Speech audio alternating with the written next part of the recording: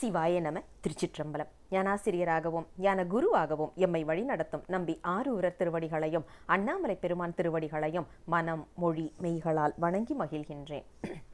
பன்முக நோக்கில் 9ஆம் திருமுறை என்ற இந்த அற்புதமான நிகழ்வு இன்று ஒரு சிறப்பு நிகழ்வாக அமையவிருக்கின்றது. அதாவது இன்று சர்வதேச மகளிர் தினம். மகளிராக பிறப்பதற்கே நல்ல மாதவம் செய்திட வேண்டுமம்மா என்று சொல்லுவது போல இன்று நாம் எல்லாரும் பெருமை கொள்ள வேண்டிய ஒரு நாள். இப்படிப்பட்ட அற்புதமான ஒரு நாள் அன்று 9ஆம் திருமுறையில தொடர்புடைய 9ஆம் திருமுறையோடு தொடர்புடைய பெண்களும் அவர்களுடைய திருப்பணிகளும் என்ற தலைப்பில் நமக்கு ஆராய்ச்சி நோக்கோட அதே நேரத்தில் வரலாற்றில் மிகவும் ஆசை உடைய மிகவும், அதாவது வரலாறு அப்படின்னு சொன்னால் நிறைய பேர் நம்ம ஓடி போயிடுவோம். ஆனால் இந்த அம்மா வரலாற்று மேலே அவ்வளவு அன்பு கொண்டவர்கள். ஒரு ஆசிரியையாக பணியாற்றி அதே நேரம் முதல்வராக இருந்து பணி ஓய்வு பெற்றவர்கள். அம்மா அவர்கள் நமக்கு ஏற்கனவே ஒரு பொழிவு, அதாவது வரலாறு சார்ந்த பொழிவே கொடுத்திருக்கின்றார்கள். அப்படிப்பட்ட சிவத்திருமதி வாசுகி அம்மா அவர்கள் சென்னையில் இருந்து நமக்காக இந்த பொழிவு கொடுப்பதற்காக நம்மோடு இணைந்திருக்கின்றார்கள். அதாவது 9ஆம் திருமுறையோடு தொடர்புடைய பெண்களின் திருப்பணிகள் என்ற தலைப்பில் இன்று சர்வதேச மகளிர் தினத்தன்று வாருங்கள், மகளிர் எத்தனை செய்திருக்கின்றார்கள் திருமுறைகளுக்கு என்றும் பார்த்து கேட்டு ரசிப்போமாக என்று சொல்லி அம்மாவிடம் மேடையை ஒப்படைக்கின்றேன். அம்மா சிவாய நம. திருச்சிற்றம்பலம். என்னாடுடைய சிவனே போற்றி, எந்நாட்டவர்க்கும் இறைவா போற்றி. சிவாய நம.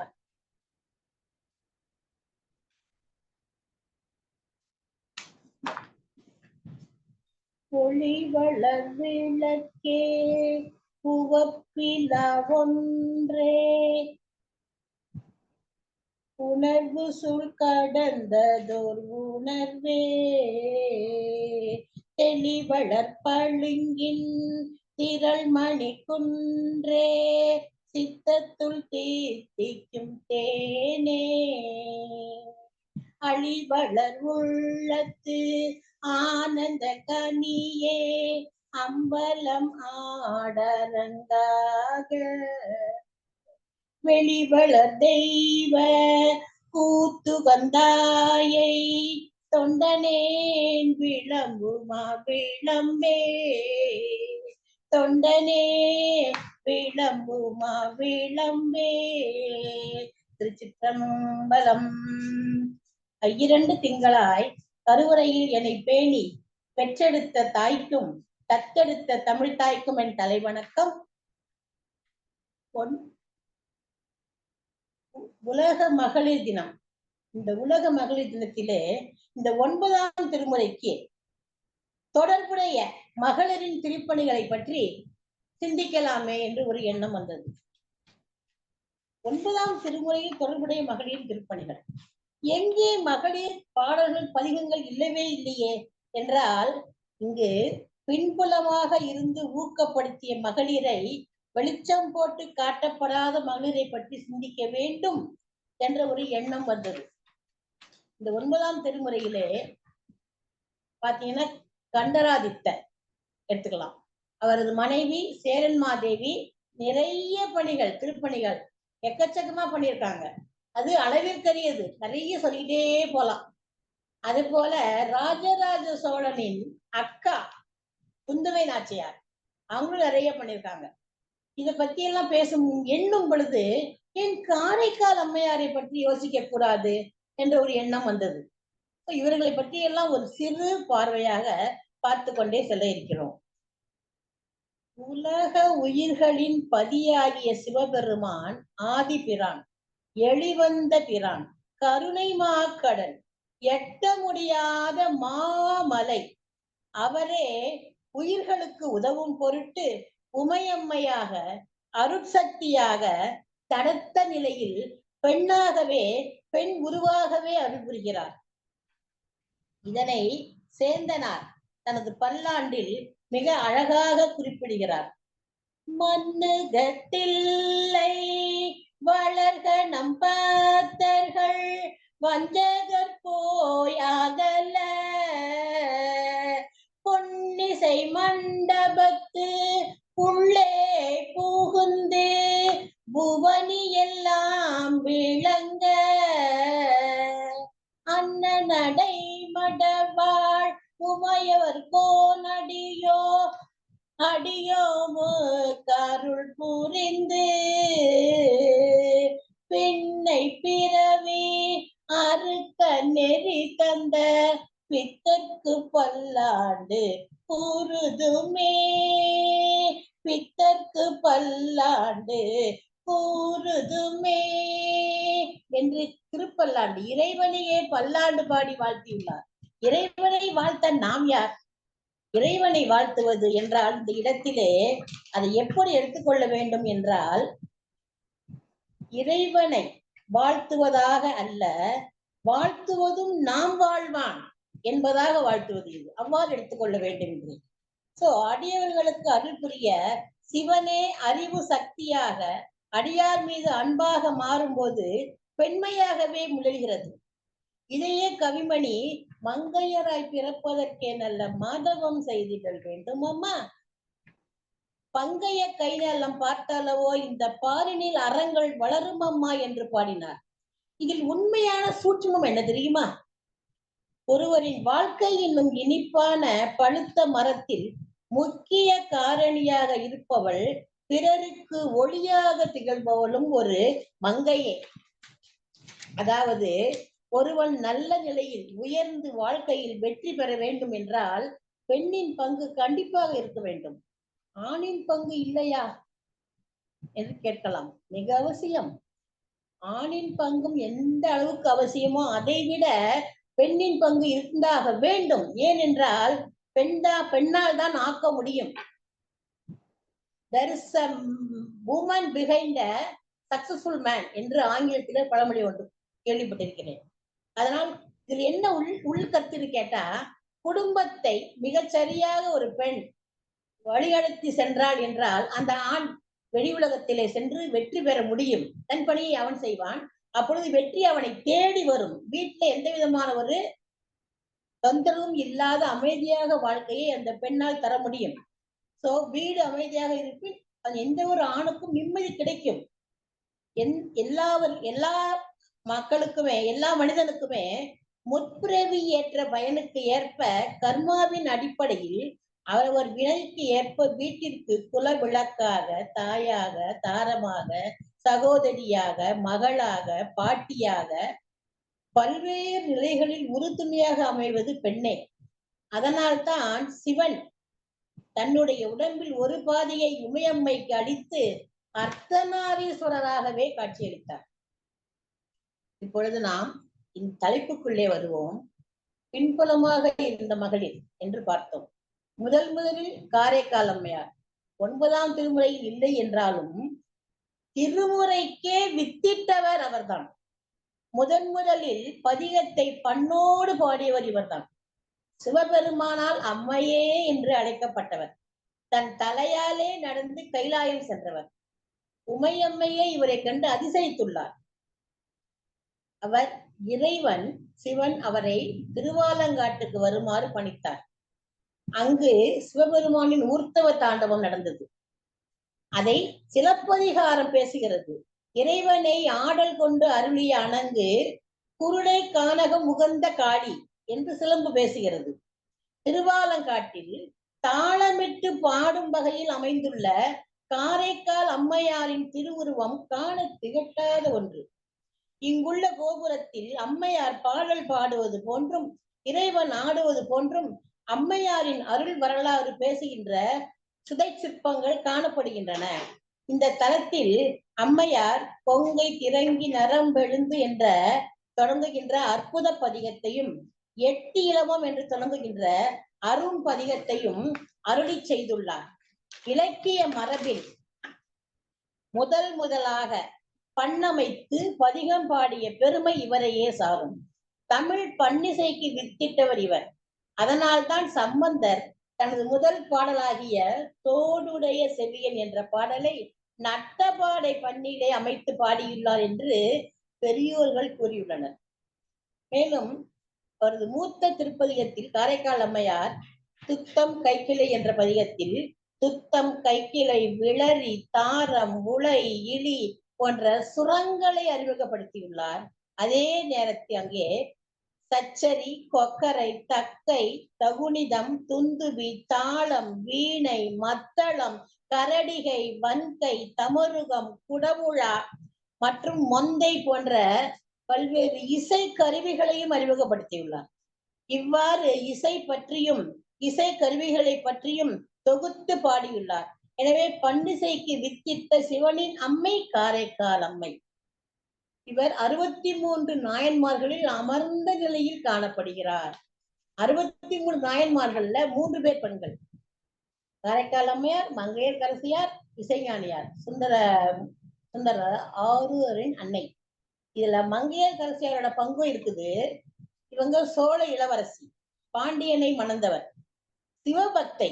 ஆனா மதுரை அம்பதி கல்யாணம் பண்ணி வரும் பொழுது அந்த அரசன் சமண கல்வியனா இருந்தான்.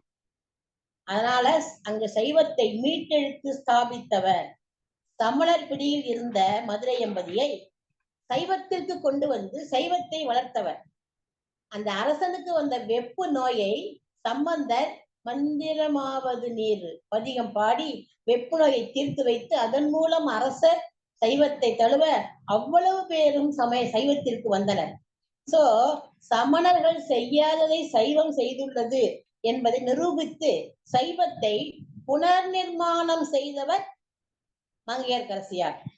இவரது சிவத்தொண்டும் அளப்பரியது எனலாம். அதாவது தற்காத்து தற்கொண்டான் பேணி தகை சான்ற சொற்காத்து சோர்விலாள் பெண் என்ற திருக்குறளுக்கு ஏற்ப தன் பக்தியை காத்து தன் கணவனை காத்து சிவநாமத்தை பாண்டிய நாடு எங்கும் பரவ செய்ததிலே இந்த மங்கையர்க்கரசியாருக்கு மிகப்பெரிய பங்கு உண்டு. அடுத்ததாக நாம் செல்வது செம்பியன் மாதேவி. இறைவனோடு இசைவிக்கும் இந்த பாட்டை கண்டராதித்தர் பாடி இறைவனுக்கே காட்டியுள்ளார். கண்டராதித்தர் இவர் பதிகங்கள் 10 காணப்படுகின்றன. திருவிசைப்பாவில் இறைவனோடு இசைவிப்பது இசைப்பா, இறைவனோடு இணைவது சேர்வது. இந்த திருவிசைப்பா 10 பாடியுள்ளார் கண்டராதித்தர். இவரது மனைவிதான் செம்பியன் மாதேவி. இவரது திருப்பணிகள் அளவிற்கு அரியது. 9ஆம் திருமுறையில் 10 பாடல்களை பாடியுள்ள கண்டராதித்தர் மிக அழகாக அந்த 8ஆம் பாடலில் தன்னுடைய முன்னோர்களை பற்றியும் பாடியுள்ளார். சோ இதுக்கு நான் பார்க்கும் பொழுது சோழர் காலத்துல செப்பு திருமேனிகள் என்றாலே நினைவுக்கு வருவோர் பெரிய பிராட்டி செம்பியன் மாதேவியார் என்று தமிழ் ஆய்வு ஆர்க்கு போற்றுகிறது. கணவரை போலவே இவரும் மிகச்சிறந்த சிவபக்தியாக இருந்தவர். இவரது கண்டராதித்தர் பதிகத்திலிருந்து ஒரே ஒரு பாடல். ஏன்னா இதுல வண்டு என்னெல்லாம் பண்ண சொல்ற பாருங்க. ஒரு பாட்டுல தென்னா தென்னா என்று வண்டு பாடுதான், தெத்தே தெத்தே என்று வண்டு பாடுதான், ஒளிவான் சுடரே உன்னை நாயேன் அப்படின்னு தனி நாயேன் கூப்பிடுறாரு. மாணிக்க வாசகர் சொல்லுவார் நாயேன் நிறைய இடத்துல. அது மாதிரி இவரும் கூப்பிட்டுருக்கிறாரு. இதுல ஒரே ஒரு பாடலை பார்ப்போம். கோவா முத்தி அஞ்சு வேள்வி ஆரங்க நான் மறையோர் ஆவே படுப்பார் அந்த நாளர் ஆகுதி வேட்டுயர்வார் மூவாயிரவர் தங்களோடு முன்னரங்கேறி நின்ற கோவே உந்தன் கூத்து காண கூடுவதென்று கொலோ என்று கண்டராதித்த மன்னர் 10 பாடல்களை பாடியுள்ளார். இந்த கண்டராதித்தரின் மனைவிதான் செம்பியன் மாதேவி. செப்பு திருமேனி என்றாலே இவர்தான் என்று குறிப்பிடப்பட்டுள்ளார். கணவரை போல மிகச்சிறந்த சிவத்தொண்டன். தன்னுடைய மகன் மதுராந்தகன், தன் கொழுந்தன் அரிஞ்சயரின் மகன்களான ஆதித்த கரிகாலன், அருள்மொழிவர்மன் மற்றும் சுந்தர சோழரின் மகள் குந்தவை நாச்சியாரையும் பொறுப்புடன் வளர்த்தவர். சோழ பேரரசுகளில் கண்டராதித்தர் மறைந்த பிறகும் ஆதித்த கரிகாலன் மறைந்த பிறகும் ஏற்பட்ட சங்கடமான ஒரு சூழல். அந்த சூழல்ல அடுத்து பட்டத்துக்கு வர்றவங்க யாரு அப்படின்ற சரியான ஆலோசனைக்குரியவர் ராஜராஜ சோழனை சிவபக்தனாகவே வளர்த்தவர். பெருவுடையார் கோயில் கட்டுவதற்கும் இவர் பெரும் காரணமாக இருந்துள்ளார். இவர் மேலும் இவரது திருப்பணிகள் கோயில் கட்டுறது நிறைய கட்டுகிறாரு. அதாவது முதல்ல என்ன கேட்டீங்கன்னா, காரைக்கால் அம்மையாருக்கு விக்கிரகம் அமைத்து சந்நிதி அமைத்தவர் இவர் தான். எனது சொந்த ஊர்ல காரைக்கால் அம்மையாருக்கு ஒரு சந்நிதி அமைத்துள்ளார். அது மட்டும் இல்ல, காரைக்கால் அம்மையார் சொல்கோபுரம் கட்டினார் என்றால் செம்பியன் மாதேவி கல்கோபுரம் கட்டியுள்ளார். சோழ மண்டலத்திலே செங்கற்கோயிலாக இருந்த 10 ஆலயங்களை கற்றளியாக, அதாவது கல் கோபுரமாக மாற்றி கட்டியவர் இவர். அது 10 கோயில் எதுன்னு பார்த்தோம்னா, திருநல்லம் எதுன்னு கேட்டா கோனேரி ராஜபுரம், திருமுதுகுன்றம் இது விருத்தாச்சலம், திருவாரூர் அறநெறி அசலேஸ்வரர் ஆலயம், திருமணஞ்சேரி, அப்புறம் தென் குரங்காடு துறை இது ஆடுதுறை, திருக்கோடிக்காவல், அடுத்து திரு நாங்கூர் கோயில், அப்புறம் குத்தாலம் கோயில், திருவக்கரை, செம்பியன் மாதேவி, இத்தனை கோயில கற்றளியாக மாற்றிருக்கிறாரு. புதிதாக ஆகம விதிக்கு உட்பட்டு கற்றளியாக கட்டிய கோயில் தான் செம்பியன் மாதேவியில இருக்கிற ஸ்ரீ கைலாசநாதர் ஆலயம் ஆகும். இது மட்டுமின்றி கோயிலை கட்டிட்டு சும்மா போயிடல, கோயில் கட்டிய வேலை முடிஞ்சது அப்படின்னு போயிட்டா அந்த கோயில் எப்படி தினப்பூஜை நடக்கும் அந்த கோயில்ல யோசிச்சாரு. யோசிச்சுட்டு அத்தனை கோயில்களுக்கும் நாள்தோறும் பூஜையும் திங்கள் தோறும் கைங்கரியங்களும் நடப்பதற்கு உரிய எல்லா செலவுகளுக்கும் ஏற்றால் போல இறையிலி கொடுத்துள்ளார். இறையிலி கொடுத்து அந்தந்த கோயிலையும் வளர்த்துள்ளார்னு சொல்லலாம். சோ அது மட்டும் இல்ல, பல சிவத்தலங்களுக்கு பொன் வெள்ளி என அணிகலன்களும் கொடுத்ததாக கல்வெட்டுகள் மூலம் அறியப்படுகிறது. இந்த செம்பியன் மாதேவிக்கு சிலை இருக்குது. அந்த கோயில்ல ஒரு சிலை, தனியாக ஒரு சிலை ஒன்று காணப்படுகிறது. அடுத்து செம்பியன் மாதேவியின் பங்கு அளவிற்கரியது. இந்த நாள் நினைவு கூறணும் இதை. ஏன்னா இதெல்லாம் மறைக்கப்பட்ட உண்மைகள், வெளியே வரலாறு யாருக்கும் தெரியறது இல்லை இவங்க வரலாறு எல்லாம். அடுத்த யாருக்கு போறோம், நாம குந்தவை நாச்சியாருக்கு போறோம். இவர் 2வது குந்தவை. முதல் குந்தவை இருந்தாங்க, இவர் 2வது குந்தவை. இவங்களுடைய தம்பியோடைய பொன் பேரு குந்தவை. இந்த குந்தவை நாச்சியார் 2வது. 3 பேர் உண்டு மொத்த குந்தவை. இந்த குந்தவை சோழ இளவரசி, சுந்தர சோழரின் மகள், ஆதித்த கரிகாலனின் தங்கை, ராஜராஜ சோழனின் தமக்கை அக்கா, வீரன் வல்லவரையர் வந்தியத்தேவர மனைவி, சைவ நெறிப்படி வளர்ந்தவர். அது மட்டுமல்ல, தன்னை தனது சுய அடையாளங்களாலேயே நிறுவிக்கொண்டவர், மிகவும் திறமை வாய்ந்தவர், தன் குடும்பம் தன் நாடு இவை மீது தீராத பற்று கொண்டவர். இவரது மூத்த சகோதரன் ஆதித்த கரிகாலன் சூழ்ச்சியால் மரணமடைந்தான். அதற்கப்புறம் அந்த துயரத்திலேயே அவரது அப்பாவும் மரணமடைந்தார்கள். அதற்காக அன்னை உடன்கட்டை ஏறிவிட்டாள். இந்த சூழலில் அந்த நாட்டை பாதுகாக்கணும், இவனை ராஜராஜ சோழனை வளர்த்து எல்லா சூழ்ச்சியிலிருந்து அவனை காப்பாற்றி சிவபக்தனாக சிவ தொண்டனாக ஒரு அருமையான ஒரு ராஜாவாக வளர்த்தவர் இந்த குந்தவை பிராட்டியார் தான். இவ்வளவு பிரச்சனைகளையும் தோளில் சுமந்து கொண்டு அந்த குழந்தைகளை குந்தவை நாச்சியாரையும் வளர்த்து நல்வழியில் நடத்திய பொறுப்புடைய ஒரு மங்கையாக திகழ்ந்தவர் குந்தவை நாச்சியார். தன்னுடைய கடமையை செவ்வனி நிறைவேற்றினார். புத்தி சாதுரியம், தயாள குணம் மிகுந்தவர், இரக்க சுபாவம் உடையவர். கோயில்களுக்கும் அறப்பணிகளுக்கும் அவர் கொடுத்தது கொஞ்ச நஞ்சம் அல்ல. அது மட்டுமல்ல, ஆதூர சாலைகள் என்று அழைக்கப்படும் மருத்துவமனைகள் நிறுவி இலவச மருத்துவம் வழங்கிய முதல் அரசு இவர்தான். சைவ மதம் பின்பற்றினாலும் மதச்சார்பின்றி பிற மதத்தவர்கள் கோயில் கட்ட இவர் அனுமதித்துள்ளார். அதற்கு சான்றாக இன்றைய தாராசுரமாக இருக்கும் அந்நாளைய ராஜராஜபுரத்தில் குந்தவை நாச்சியார் பெருமாளுக்கு ஒரு கோயிலும், சிவனுக்கு ஒரு கோயிலும், ஜைனருக்கு ஒரு கோயிலுமாக 3 கோயில்களை ஒரே இடத்திலே கட்டியுள்ளாராம். அந்த 3 கோயில்களுக்கும் அவர் வழங்கிய கொடைகள் பற்றி நிறைய செய்திகளை கல்வெட்டுகள் கூறுகின்றன. கோயிலை கட்டிட்டு விட்ட கோயில் முன்னேறணும் இல்லையா மக்கள், அதுக்காக கோயில் மக்கள் போகணும். கோயில் நித்திய பூஜை நடக்கணும். அதுக்காக கோயில்களுக்கு மிக அதிகமாக கொடைகளையும் கொடுத்துள்ளார். நிலங்களை வாங்கி கோயில்களுக்கு தானமாக கொடுத்ததையும் கல்வெட்டுகளில் காண முடிகிறது. இப்படி பல தானங்களை கோயில்களுக்கும் மருத்துவமனைகளுக்கும் செய்யும் ஆற்றல் மிக்க இவர் ராஜராஜன் கட்டிய தஞ்சை பெரிய கோயிலுக்கு செய்யாமல் இருப்பாரா? கண்டிப்பா செஞ்சிருப்பாரு. என்ன செஞ்சாரு? அந்த தஞ்சை பெரிய கோயிலுக்கு 10,000 களஞ்சி அடையுள்ள தங்கம் களஞ்சி அடை, 18,000 களஞ்சி அடையுள்ள வெள்ளி பாத்திரங்களையும் அளித்துள்ளார் என்பதை பெரிய கோயில் சுவர்களும் தூண்களும் சொல்கின்றன. இதே போல தனது அக்கா, அதாவது தங்கை தனது அக்காவாக குந்தவையின் பேச்சை தட்டாதவராக இந்த ராஜராஜ சோழன் வளர்ந்தார். மிக அதிக மதிப்புடையவர் அக்கா மேல. அக்கா எது சொன்னாலும் கேட்பாரு. அந்த அளவுக்கு தமக்கை தாய் சொல்லி தட்டாதவன்னு கேள்விப்பட்டிருக்கோம். ராஜராஜனை பொறுத்தவரையில் தமக்கை சொல் தட்டாதவராகவே இருந்தார், தட்டாதவராகவே வாழ்ந்தார். தன் தமக்கைக்கு மதிப்பு கொடுக்கும் விதமாக, மதிப்பு அளிக்கின்ற விதத்தில் அவர் கல்வெட்டுல நான் கொடுத்தனவும் அக்கன் கொடுத்தனவும் அப்படின்ற வரியை இடம்பெற செய்துள்ளாராம். அது மட்டும் இல்ல, தன்னுடைய தமக்கையார் பிறந்த நாளான அவிட்ட நட்சத்திரத்தன்று மிகப்பெரிய செலவில் திருவிழாக்களை கோயிலிலே எடுத்துள்ளார். எல்லா கோயில்லையும் தன் அக்கா பிறந்த அந்த நட்சத்திரத்தன்னைக்கு திருவிழா எடுத்துக்கிறார்.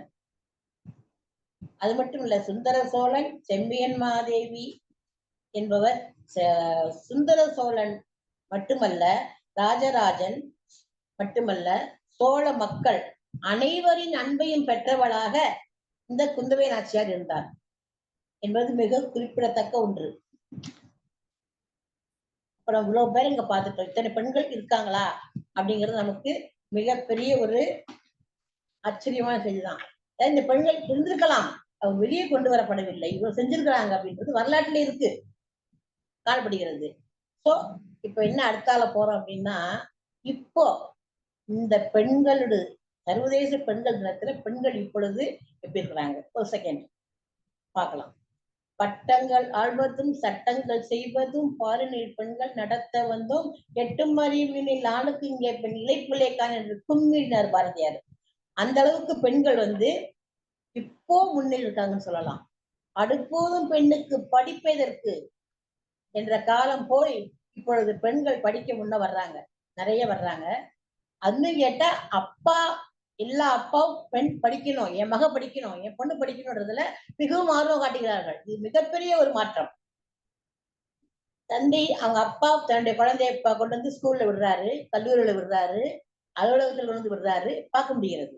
இந்த அளவுக்கு பெண்கள் முன்னேறி இருக்கிறாங்க. இதை மிகச்சரியாக பயன்படுத்திய பெண்கள் தன் வாழ்வில் முன்னேற வேண்டும். தன் நதி போல ஓடிக்கொண்டிரு என்பது என்று சொல்லுமா போலே ஓடி ஓடி உழைக்க வேண்டும். நதி என்பதை கங்கையம்மா, வைகையம்மா, தருணை செழிக்கும் பொன்னியம்மா என்றெல்லாம் போற்றுவர். எப்பொழுது கரையை தாண்டாமல் ஓடினால் வேகம் எடுக்கலாம், குதிக்கலாம். நதி ஓடி சென்று கடலில் தான் கலக்க வேண்டும். காட்டாற்று வெள்ளமாக சீறி வந்து மக்களை வெள்ளக்கடலில் மிதக்க வைப்பது தவறு. அதுபோல மகளிர் நமது கலாச்சாரம், பண்பாடு ஆகிய இரு கரைகளுக்குள்ளேயே ஓடலாம். மாற்றங்கள் இருக்கலாம், மாற்றம் ஒன்றே மாறாதது. அந்த மாற்றங்கள் நல்ல வழியிலே, அற வழியிலே, இறைநெறியிலே இருக்க வேண்டும். மாற்றம் தேவை, உயரணும், வாழ்க்கையில உயர்ந்து மேல மேல மேல பெண்கள் போயிட்டே இருக்கணும். தன்னுடைய கடமை தவறாதவர்களாக தன்னுடைய குடும்பத்தையும் காத்து தற்காத்து தற்கொண்டான் பேணி தகை சான்ற சொற்காத்து சோர்விழாள் பெண் என்ற வள்ளுவரின் வாக்குப்படி தன்னுடைய குடும்ப கடமைகளையும் அலுவலக கடமைகளையும் ஆற்ற வேண்டிய பெண்ணாக பெண்கள் வளர வேண்டும். இனி வரக்கூடிய சமுதாயத்தில் எல்லா பெண்களும் நல்ல முன்னேறி தன்னுடைய வாழ்க்கையை நடத்த சிவன் துணை புரிவாராக என்று கூறி இந்த சிற்றுரையை நிறைவு செய்கிறேன். திருச்சிற்றம்பலம். தில்லையம்பலம். தென்னாடுடைய சிவனே போற்றி, எந்நாட்டவர்க்கும் இறைவா போற்றி, காவாய் கனகத் திரளே போற்றி, கைலை மலையானே போற்றி போற்றி. வான்முகில் வழாது பெய்க மலிவளம் சுரக்க மன்னன் கோன்முறை அரசு செய்க குறைவிலாது உயிர்கள் வாழ்க நான் மறை அறங்கள் ஓங்க நற்றவம் வேள்வி மல்க மேன்மை கொள் செய்வ நீதி விளங்குக உலகம் எல்லாம் மேன்மை கொள் செய்வ நீதி விளங்குக உலகம் எல்லாம் மேன்மை கொள் செய்வ நீதி விளங்குக உலகம் எல்லாம். இந்த அரிய வாய்ப்பினை வழங்கிய சிங்கப்பூர் நம் தமிழ் ஊரன் இலக்கிய ஆராய்ச்சி மையத்திற்கும் லாவண்யா அம்மாவிற்கும் அவருக்கு உறுதுணையாக இருக்கின்ற அந்த குழுவிற்கும் அத்தனை பேருக்கும் அடியேனின் நன்றியை தெரிவித்து விடைபெறுகிறேன். நன்றி. வாழ்க வளமுடன்.